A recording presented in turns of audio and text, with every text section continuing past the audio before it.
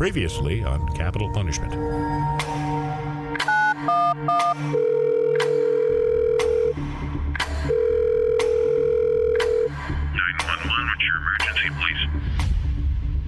At 7 p.m. on Friday, January 28th, 2022, nearly 12 hours after first responders arrived at his home, the Office of the Attorney General released a statement that Wayne Stenjum had died. Raymond Everett Holmberg, also known as Ray Holmberg, did travel in interstate and foreign commerce from the United States, that is, North Dakota, to Prague, Czech Republic, for the purpose of engaging in illicit sexual conduct. The totality of the cost overrun of that building is $1.8 million. Doctor was charged with a misdemeanor relating to the overrun as a result of the ethics complaints filed against him by KFGO's Joel Heitkamp, Tyler Axness, and others. There were some procedures that were not followed and was not the normal course of business that we see in other agencies. And I think we're going to get more information and more facts that will show us exactly what happened. If this was anyone else other than the powerful Wayne Stenjum, the powerful Ray Holmberg, would the general public be asking for more information? I'm Paul Juergens, the news director at KFGO, and this is Capital Punishment. First thing Monday, could you have Wayne's ND.gov email account shut down and the emails in his inbox folders, sent items deleted? Troy and I went in today and are meeting again tomorrow. I'll search for personal emails that Beth might want and print them off. We want to make sure that no one has an opportunity to make an open record request for his emails, especially as he kept everything. This was approved by Troy. That's the email sent from Wayne Stenjum's personal assistant Liz Brocker to Heidi Smith, a staffer in the Attorney General's office IT department, about 9 o'clock on a Saturday night in January 2024, about 24 hours after Stenjum died. Smith replied that same night. Absolutely. We'll let you know when it is completed. A political firestorm ignited when word of this exchange broke 6 months later, after the media was informed that any open records requests for Stenjum's emails could not be honored because those emails no longer existed. They were intentionally destroyed. Those who paid even a small amount of attention to Stenjum's tenure as Attorney General and knew that open records were the hallmark of his administration were stunned. That Brocker would express such blatant disregard for those same open records reeked not only of corruption, but of a betrayal of the values Stenjum at least appeared to care about the most.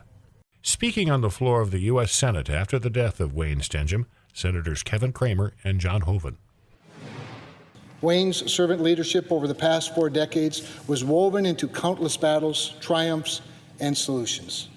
An ardent supporter of open records and meeting laws and transparency in government, every public group, including Governor Hoeven, Public Service Commissioner Cramer, and anybody in government understood, regardless of the size or the importance of your commission or your committee, we all felt Wayne's scrutiny on behalf of transparency for the people. North Dakota lost a strong advocate for our state, but his legacy will continue on. Wayne spent over 4 decades serving the people of North Dakota. Throughout that time, he worked to make our state a better place to live. Moreover, he was a fierce advocate for the rule of law and the rights of North Dakotans. Liz Brocker came from Grand Forks with Stenjum when he started his career in politics as a state legislator. While she served in an official capacity as his executive assistant in the AG's office for over 20 years, she was known by many in the state capital as the executive director of the office, a non-existent position, but a more appropriate description of the role she played, controlling access to Stenjum and the narrative that came out of his office. She and her husband John were close personal friends of the Stenjums. John, a former Bismarck police officer, was one of the last to check on Stenjum, bringing Gatorade and Alka-Seltzer to his home the night before he died. That was at the request of his wife, Beth. For more, we turn to Joel Heitkamp and Tyler Axness. They destroyed public property by deleting those emails just within 24 hours, 48 hours of Wayne Stenjum's untimely passing. His personal assistant at that time, someone in the Capitol called Liz Brocker, the executive director of the Office of the Attorney General. She demanded that those emails be deleted in her term because she didn't want an open records request because Wayne Stenjum kept everything. And he did have emails that related to things that are beyond a building overrun. And I'm sure went into his friendship with Ray Holmberg and the fact that Ray Holmberg brought DeRozier to his office to meet with him. I'm sure it brought in all these other cases. Joel Heidkamp's had Susan Bala on repeatedly talking about what she needs to get out of the Attorney General's office. You think about the Sadik family. Again, Joel, that you've worked with, that those emails that have been a part of the Attorney General's office destroyed. Yeah, it seems to be the goal that they had, which is, we're going to get rid of any information that's going to show what was going on. And you know what? The public was paying for that. They really were. When you look at Liz Brocker and Troy Seibel, the minute Wayne Stenjum died, Troy Seibel became the Attorney General of the state of North Dakota. He was the Deputy Attorney General. We were sitting there without an Attorney General. We hadn't had one appointed by the governor.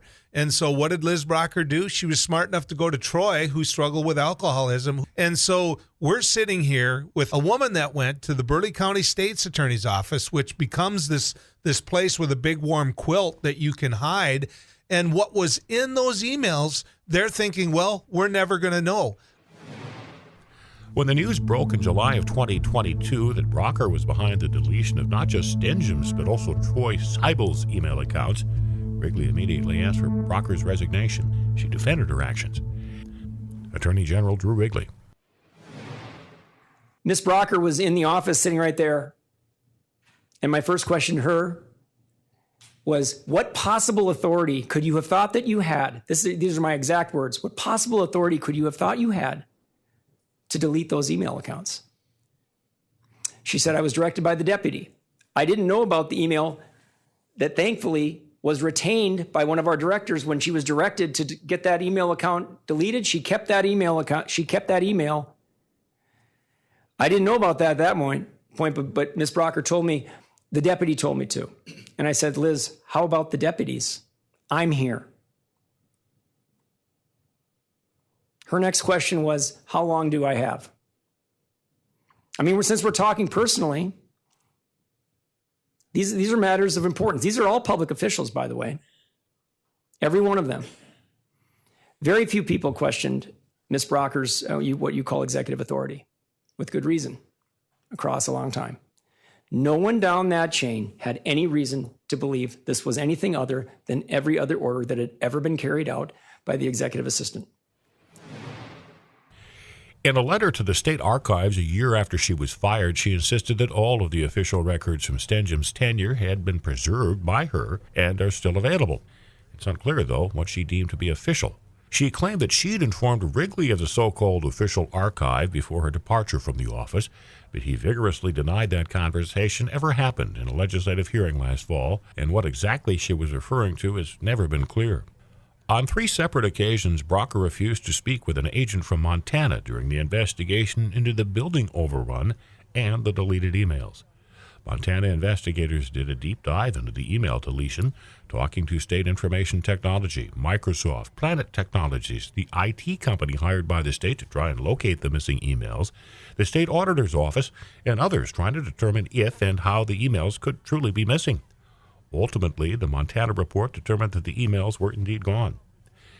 KFGO News reporter Tasha Carvel interviewed Dwayne Schell from the state IT department about how the deletion came to be in the first place. The North Dakota Information Technology Department is the service provider for email across, a multitude of state agencies. We actually are the ones that, executed the transaction, for lack of better terms.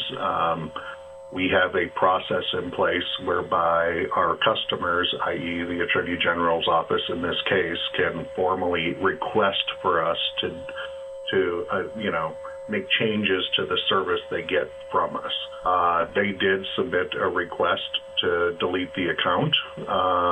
That happens frequently, right? People come and go, and as people depart, or join the organization, we create accounts, we delete accounts, and that request was made to us through our formal channel. It was authorized through that process, and our team executed on that request and did trigger the events that ultimately over time that data is no longer available.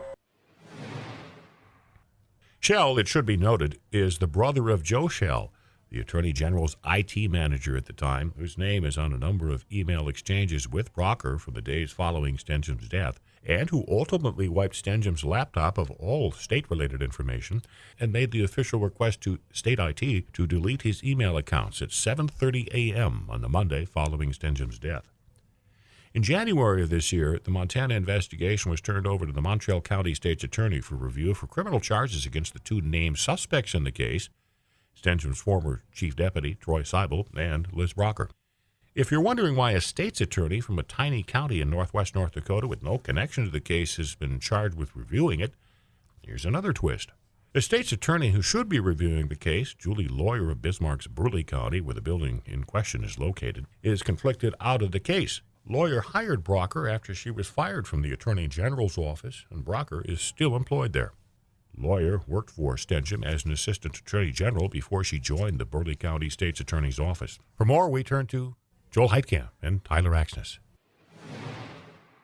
Conflicts of interest. The fact that there are now two referrals out there. The ethics complaint that was filed against Jason Doctor, inside of that, they acknowledge there's a conflict of interest where the alleged crime happened in Burleigh County.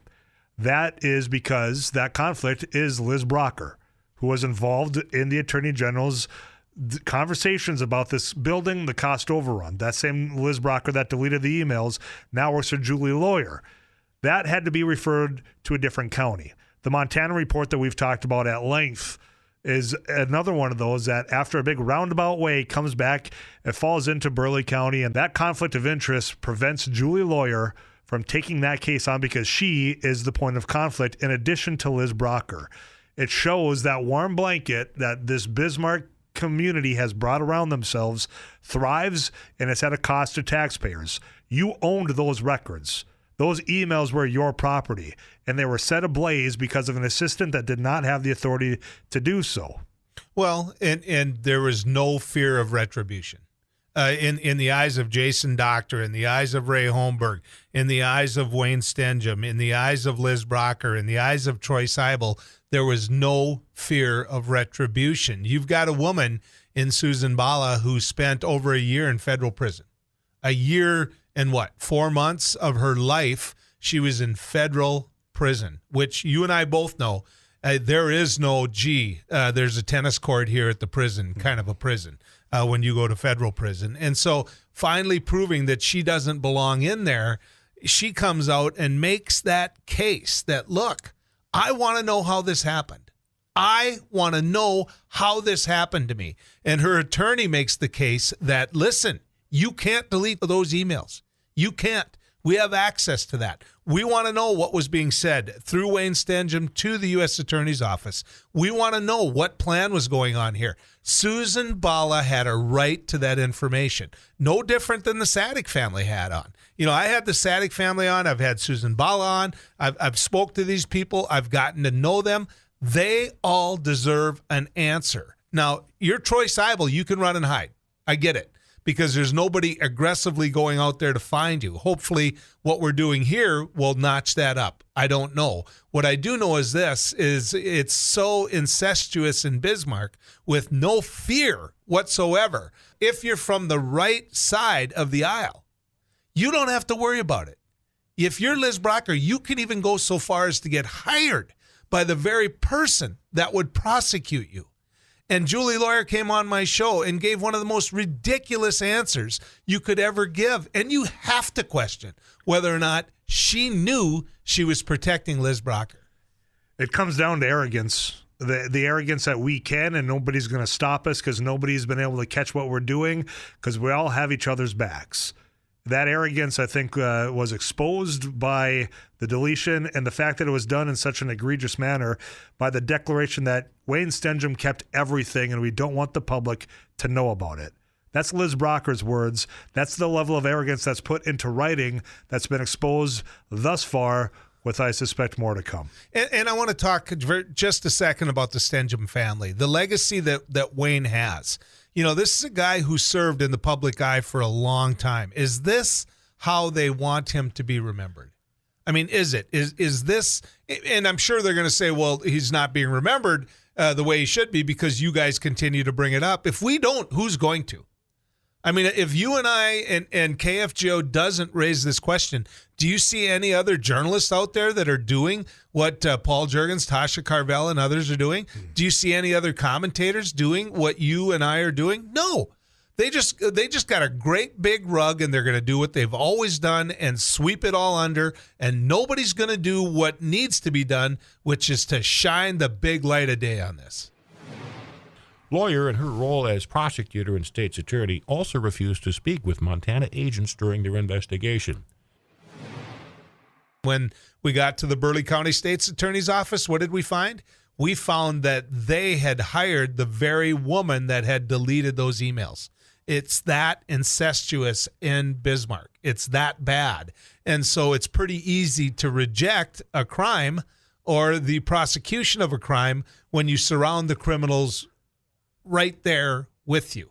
I would take it a step further. It's pretty easy to prevent any charges when you stop and obstruct the investigation as it's ongoing from another prosecutor, which is exactly what Julie Lawyer did. She didn't allow the investigation from Montana, their team, to come in and even question Liz Brocker, whom, according to the report, is a suspect of any crimes may be committed. Well, and can you imagine how that investigation went when he didn't have subpoena power? No.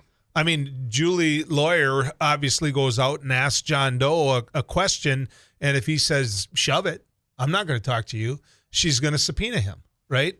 The one thing Julie Lawyer didn't have to worry about with this was being subpoenaed. Liz Brocker didn't have to worry about being subpoenaed.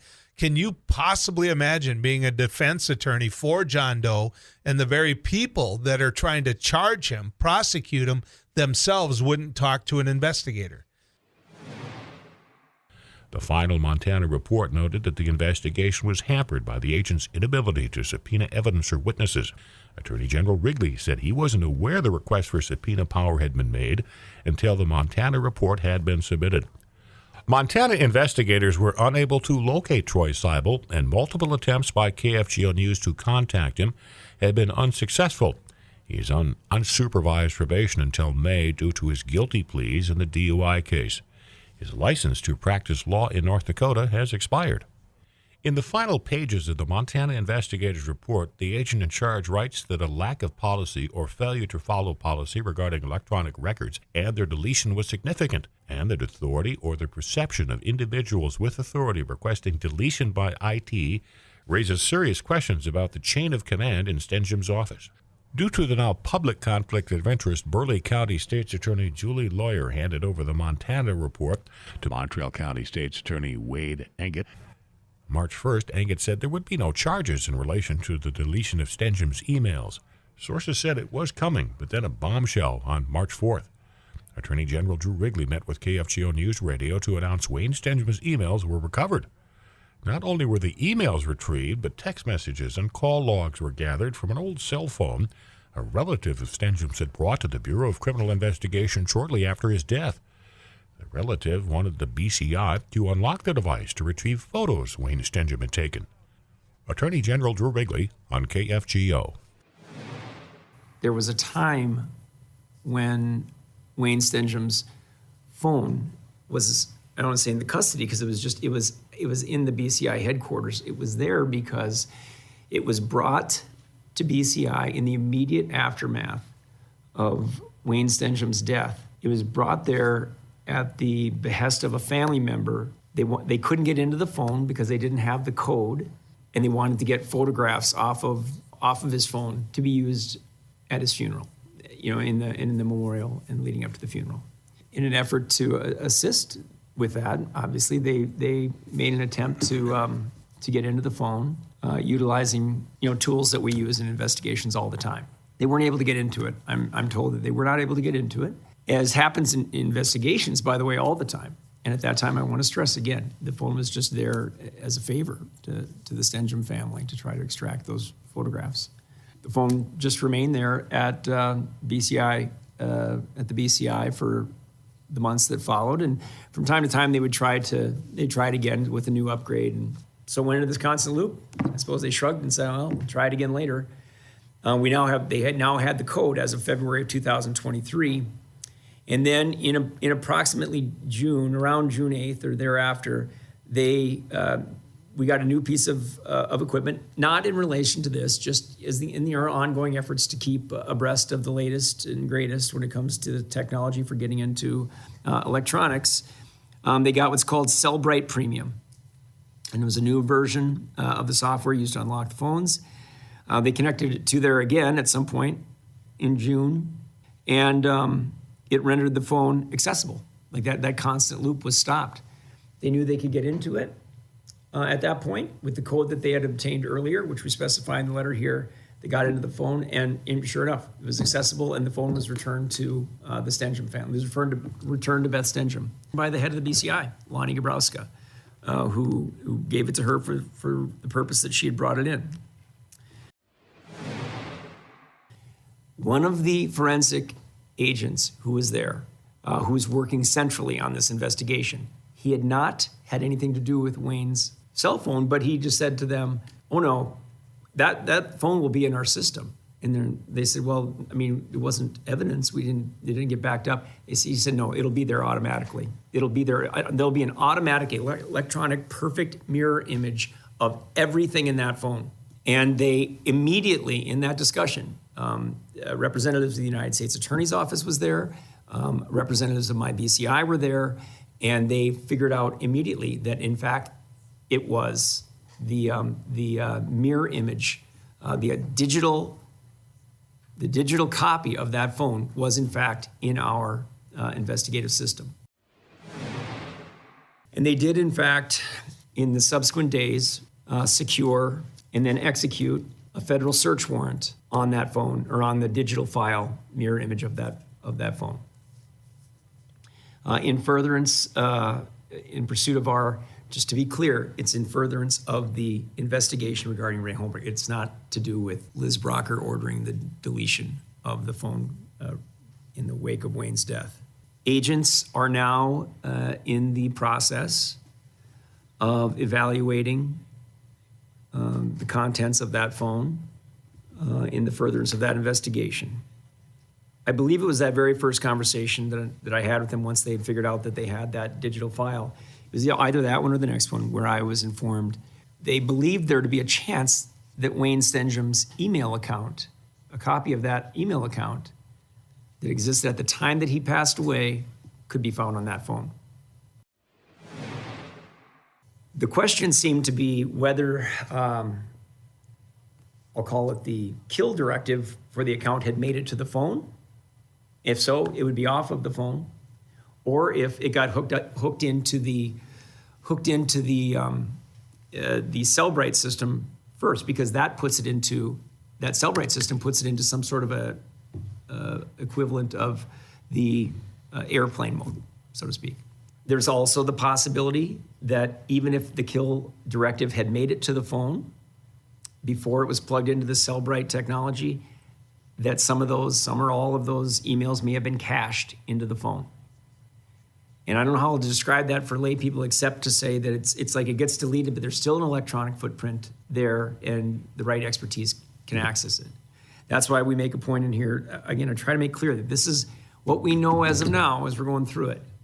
I got a call from one of the chief agents at the BCI, Steve Harstead, called to notify me that, in fact, the emails, Wayne's.gov emails, or some number of them, was on his phone. The federal search warrant was sought and obtained based on a federal magistrate signing off on it. What that means is law enforcement presented the federal magistrate with sufficient evidence, probable cause, which you need, more likely than not, that a crime had been committed and that there was evidence on that phone that could be of assistance in that investigation. Appearing on News and Views with Joel Heitkamp the morning that KFGO News first reported that the emails had been recovered, Attorney General Wrigley confirmed that Stenjum had been interviewed in the federal investigation into Ray Holmberg. He was questioned in the matter, but now I want to make clear to people that that's, being questioned is routine. People have witness, they have information about people or events around them. He was questioned formally in this matter by investigators, not the BCI investigators, for obviously reasons. The Attorney General oversees the BCI. And at no time subsequent to that, before or subsequent to that, did he recuse himself. No.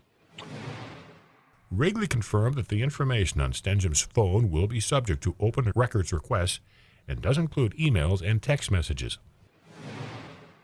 There'll be more, and we're complying with all of them. And that includes on any private email accounts that were utilized for state business and on any text messages that are used to conduct state business, because we're going to be getting requests, have gotten and will get requests along all those lines.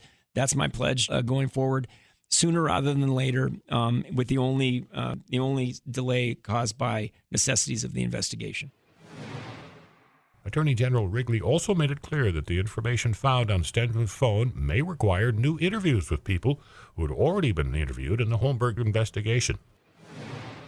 In fact, I would offer up that if anyone associated with this investigation who's been questioned, upon hearing this information, concludes that it might be in their interest to be re-interviewed or to share more broadly with law enforcement, now would be the time.